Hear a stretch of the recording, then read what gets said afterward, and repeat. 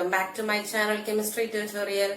In this video we are going to learn the Debye Huckel theory of electrolytes. In the previous video we have learned about the Arrhenius theory of electrolytes and you can check it in the description box and or the I button above. So before starting, if you have not subscribed to my channel, please take a second to subscribe to my channel and click the bell icon to get the notifications whenever I upload a new video. Now let's get started. So in the case of Debye Huckel theory, they took interionic attraction into consideration and the relation between activity and the concentration of the ions in solutions is measured. So we have a derivation for this Debye Huckel theory.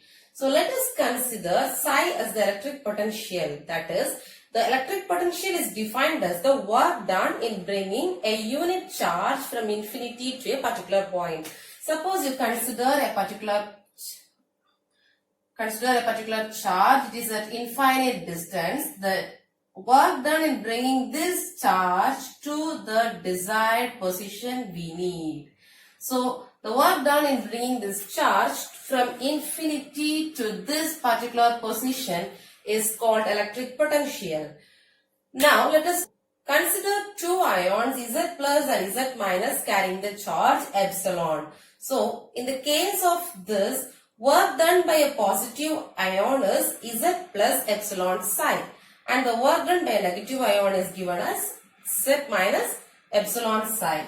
So let us consider N plus naught and N minus naught as the concentration of the ions per unit volume.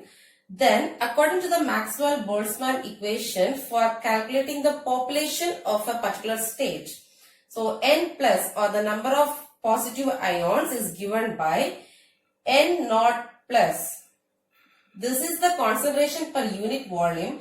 And for the particular volume we have taken, let us consider N plus is equal to N plus naught e power minus Z epsilon psi, that is the work done by kT.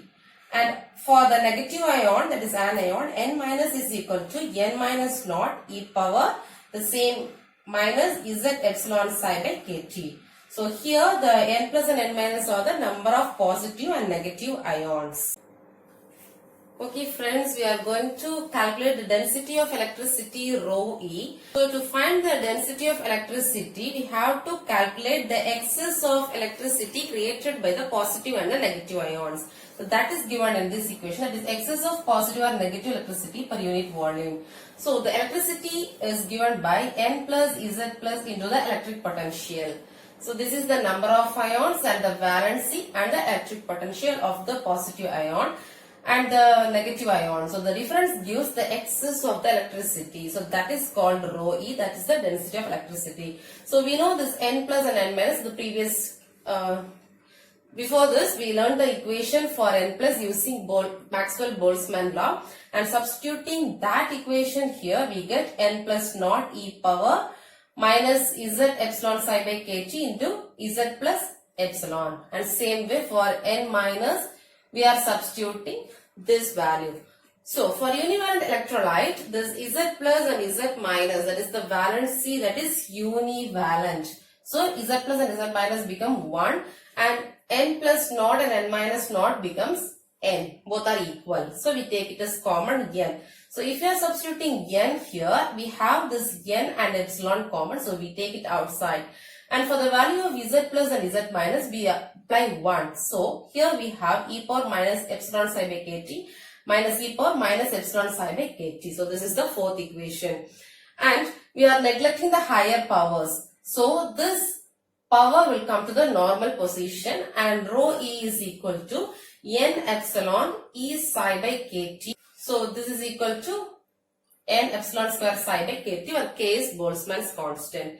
So if there are many ions in the particular solution, if there is many ions of different kinds, then we will write rho E is equal to epsilon square psi by kT, and we will include the summation of the number of ions present per unit volume and the valency and the square of the valency of that particular ion. So to solve this sixth equation, we are going to introduce Poisson's equation.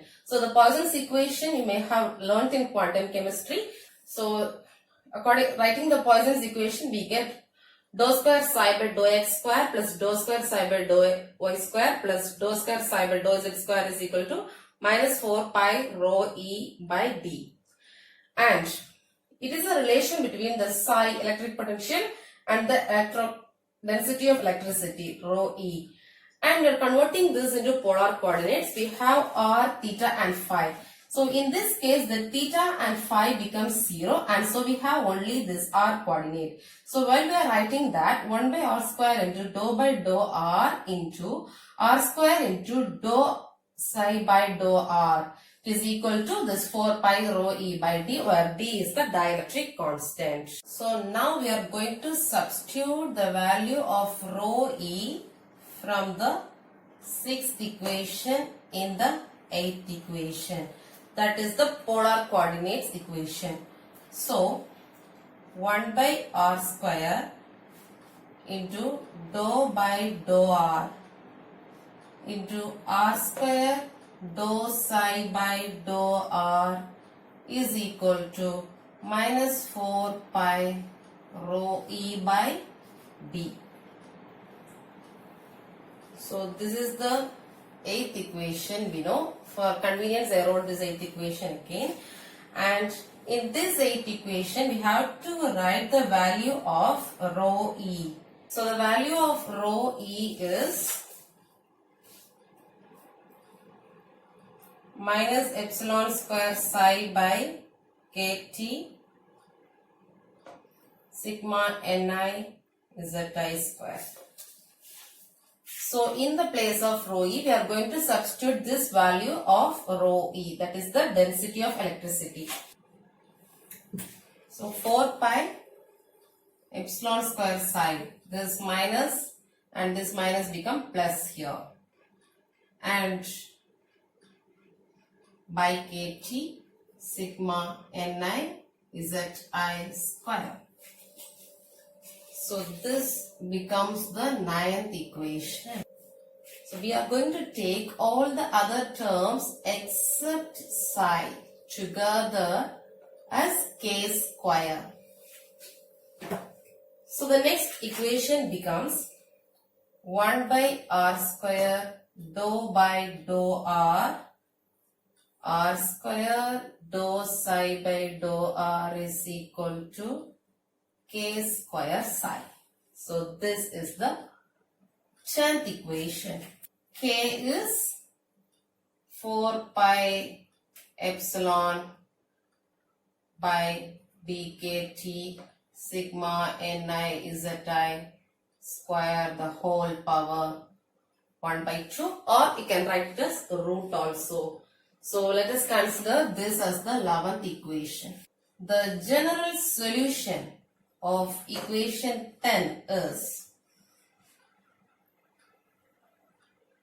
psi is equal to a e power minus kr by r plus b e power minus kr by r, where a and b are integration constant. Now we are going to calculate the values of a and b. If we consider a is at infinite distance and the distance is r, then psi approaches 0. So in this case, the solution is reduced to a e power minus kr by r. So this is the 13th equation. This is the 12th equation. Now we substitute. When k is equal to 0, the psi becomes a by r. E power 0 is 1. So a by r, and we also know psi is equal to zi epsilon by dr. This is another equation for electric potential. So we are comparing both these values, that is a by r is equal to zi epsilon by dr. So the R and R is cancelled, and for A we get the value Zi E epsilon by D. So substitute the value of A in 13. So psi is equal to Zi epsilon by B R e power minus KR. So this is considered as 14, this is considered as 15, this is considered as 16, and this is considered as the 17th equation. So now we are expanding the value of e power minus KR.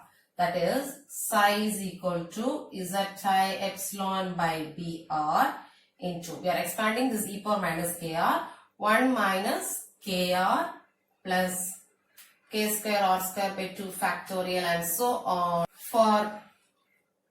So we'll write here, okay. For dilute solutions, higher powers are neglected.